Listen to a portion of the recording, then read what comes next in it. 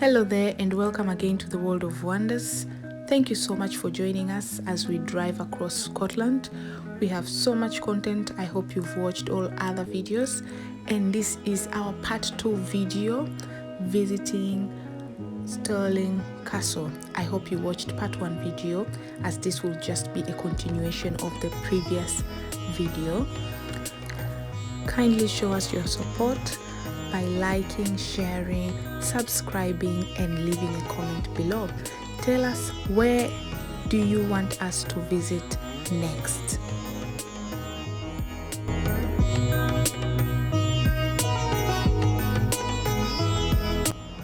This entire building is Stirling Castle. Yeah, Castle. We'll be going inside there and explore so many things inside it. So if you follow us, you'll be able to explore what's inside the castle, whilst we are here with you. Right, so you can sit back and enjoy and have a cup of tea whilst we are taking you around and show you everything about the castle. Enjoy.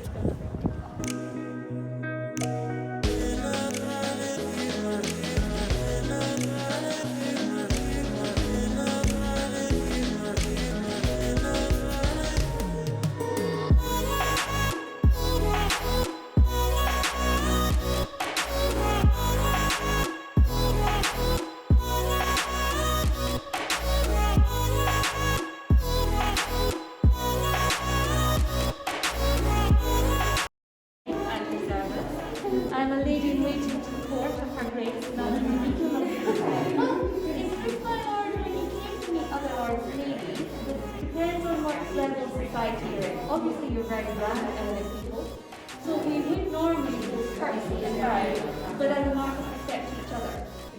But if you met somebody who was of less importance than yourself, they have to bow in courtesy to you, but you don't have to. If you're feeling generous, all you have to do is this. Otherwise, you can just ignore it. Nice. Of course, when we were meeting royalty, because this is a formal presence chamber like a throne room, normally you would be announced at the doorway by an usher of the hall where you enter the chamber. Then you would perform the stand of everybody present to show reverence to royalty, when one bended into the ground and waited until given permission to arrive. And the longer they kept you waiting, the less they liked you. So if you had to wait for quite some time, you were out of favour. It didn't happen very often. But if you were, say, the messenger from a country we were at war with, you could be waiting 20 minutes. It's not comfortable out there at all. But otherwise, you would be permitted to rise quite swiftly. But the rest of the time, you are made to stand on ceremony. You'll notice there's not that many chairs here. Because the only people permitted to sit in the company of a king or queen in a formal room like this would be their particular advisors or ladies in waiting for Her Grace. What you really want is an invitation next door to the bedchamber of state, which is more like a private office. There is a lot less formal. You could be treated like part of the family. Sit down, play games, cards. Well, not quite take wine. We're going to bring out the wine for you. Maybe even some champagne, because that does exist at this point. Marie Queen actually comes from that region of France. But you would certainly be treated as a part of the inner circle, and you would be very much more familiar, but you could also talk about things without everyone else listening in. Because this is a public room, and that is more of a private, which is perfect in warm climates like Italy, which is where this architecture comes from, in Scotland. So in truth, along with comfort and the danger that we faced politically in the 1500s, there was always a real danger you could be assassinated. So kings and queens don't like to sleep in a room actually called a queen's bedchamber or a king's bedchamber. They have a second room nearby, secretly located, that is smaller and easier to keep cozy warm, but is also much more secure and defensible, a better method of protection. Essentially, yes. But even before you get to that point, this is one of the most secure and safe castles in the country. It was built as a fortress for protection, but it also now has luxurious royal accommodation, so it's the best of both worlds. And that's why Mary Queen of Scots is brought here when she is 7 months old, to keep her safe, to protect her, because there are plots to kidnap her and make a marriage alliance between her and the English Prince Edward, who were too keen. So we said no, and his father, Henry VIII, had invaded Scotland. And these things happen. Families are very complicated. But all this, James V actually built for his wife. It's a wedding present. It was his way of saying thank you for marrying me, and you deserve a palace as lovely as you are. He was a cabinet Please admiral, learn. my lord. Please learn. He did build this palace for his wife with her money. Oh, Nobody's perfect. Huh? You are funding with the money. Well, he did know how to pick a wife rather well. But for all that their marriage was very politically motivated, like every other royal marriage at this time, they are a rare couple in that they are similar ages when they wed. She is 22, he is 26. They have a lot in common. They actually did like each other. They found each other attractive, but more importantly, rather unusually for this time, James V really valued his wife's opinions. She was incredibly intelligent and politically astute, and he thought that was a good thing in a wife, because she could help advise him and give him good counsel. Although he had his own lords to counsel him as well, these lords all had their own motivations, their own particular desires to reach a higher position of power by influencing the king. So their intentions were more selfish, whereas with his wife, it was really about creating a better future for their children together. So their motives were essentially the same.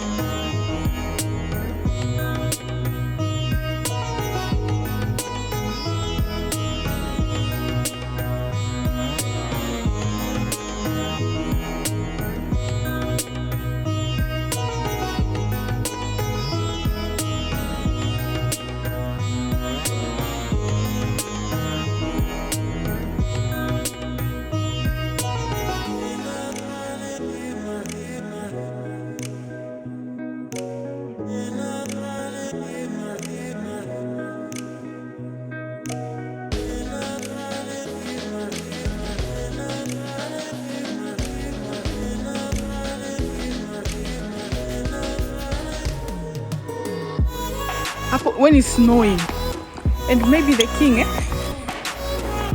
wants it in his bedchamber all the way. You have to walk from the kitchen.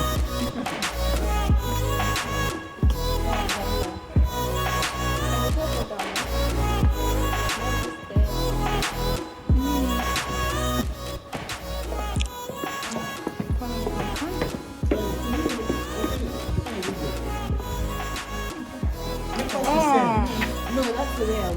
This is the way. One way. Oh, Breakfast is safe. I'll put that place. We're not even reading directions. Ah. Ah. Fragile.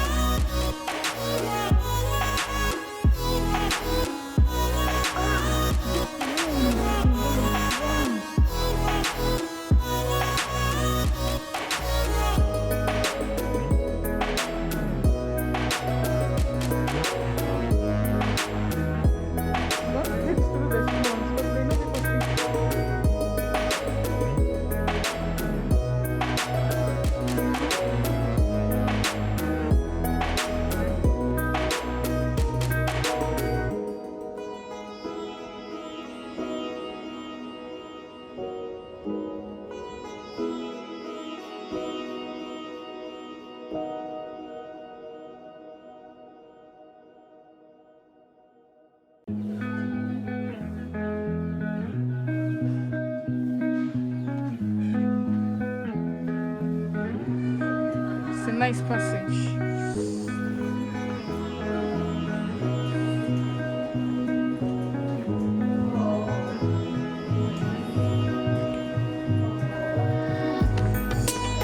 And you just, woo, the view in front is like bursting into heaven.